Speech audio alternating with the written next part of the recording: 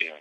And I read online. I'm not sure if it's true, but I read that 4321 sold about 50,000 copies around. Yeah, That's it was a big deal. that's We a released great the figure. album, and Yeah. we released the album. Like in a week later, we heard from like all the record companies and all the record stores that we had like 50,000 sales and stuff like that. And it was pretty exciting for us. That's great. And then what kind of tour followed that? You said did you actually do a full U.S. headlining tour, or did you go out and support people? You did. Yeah, we did. We went on tour through the U.S.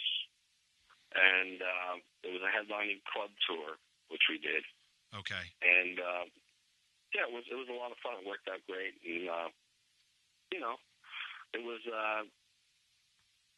pretty exciting for us because that was really like our first kind of nationwide kind of thing. And what was getting outside of the L.A. area then for the first time supporting the album? What was the reaction like to playing in front of audiences? Well, that was pretty interesting because a lot of people said, well, you're going to be in Los Angeles and the people love you here, but I want to see how people like you out in Oklahoma City. Right. No one who and we were sitting there going, why? Why wouldn't people like us in Oklahoma City? And you'll go out there and you'll see you'll play different states and maybe that people will take it a little bit differently because we're so outrageous. Right. And we went out and they liked us even more. Like in all the states that people were sitting there going, I don't know how they're going to take it over there because you're just too outrageous for them. Right. And it seemed to be better. Like they were more into us than actually in Los Angeles, So it was pretty weird how somebody would say, I got to check it out and see how you go over there, and then we go there and it's even more outrageous. People like us are really going crazy. It turns out the Zero mongers are everywhere. Yeah, right. Yeah, it turns out they like the Zeros a lot more, than people expected. Sure. Well, if you can win them over, like they say, the proof is in the pudding. And when you go see someone live and they deliver, it's hard not to be a fan. And I think the Zeros always delivered. Well, let's play something from 4321. Let's play. I'd like to play "Sticky Sweet Girl" is one of my favorite songs on that album. Yeah, that's a great tune. It's a good pop song, and that almost didn't make 4321. We had Ron demanded that song be on the record, and we had a lot of songs on the record already, and we were tossing around ideas for the next album. But Ron really liked that song, and he said, Sam, we got to put that song on the record. It just got to be there. I said, fine with me. Let's just do it. I'm glad it made it. Me too. Yeah. So from 4321, 20 years ago, I can't believe it. Just kind of hit me 20 years ago. This is. It is really just yesterday, really. It feels like it. It does. Yeah. Yeah. Well, this is Sticky Sweet Girls. A sugar-coated lollipop with love, tinting on the lips of a sticky sweet girl design. On the phone, I should go look to the west and decided to test all the girls that I guess are the best. Sticky sweet girls in love, you're rough, you're rough, you're rough. Sticky sweet girl in love, you're rough, you're rough, you're rough. Sticky sweet girl.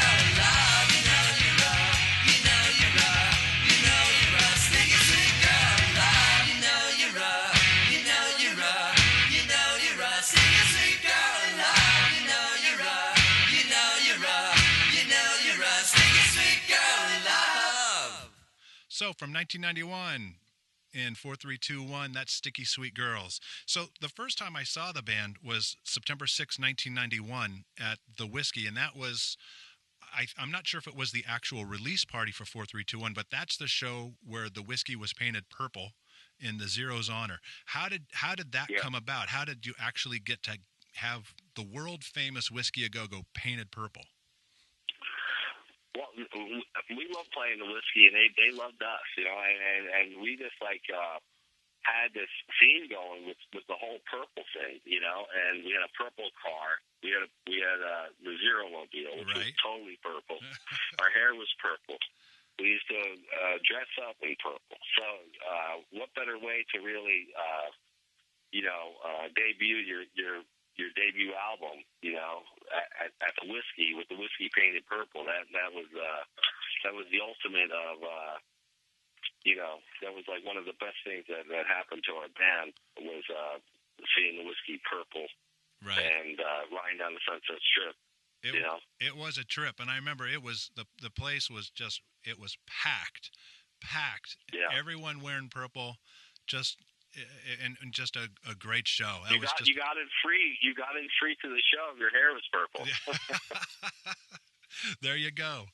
And I don't know if you know this, but one of the opening bands that night was a band called Coup d'Etat, who were kind of I guess heavily influenced by the Red Hot Chili Peppers.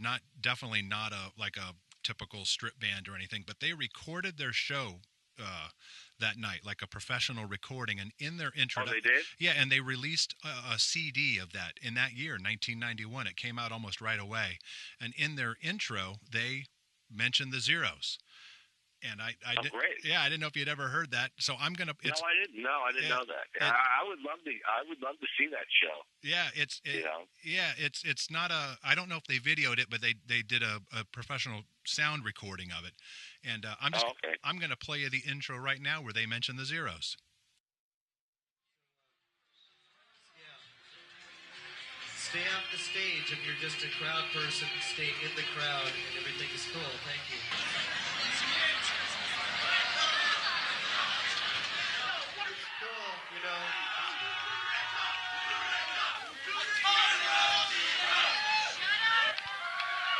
Turn me up, G.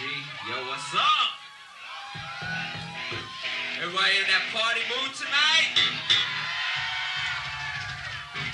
Yeah. I guess it's the Zeros night tonight, but KDT's in the house and we came to fuck this place up.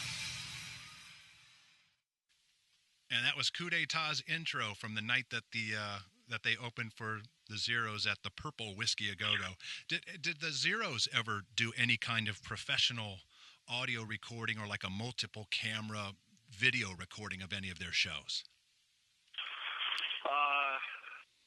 I don't know. That's a good question. I mean, there's a lot of videos that we did, and at the Whiskey, I don't know, because there were some people in the audience that took a video of us.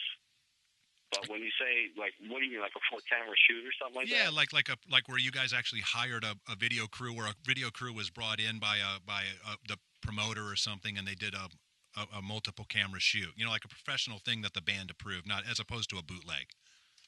Right.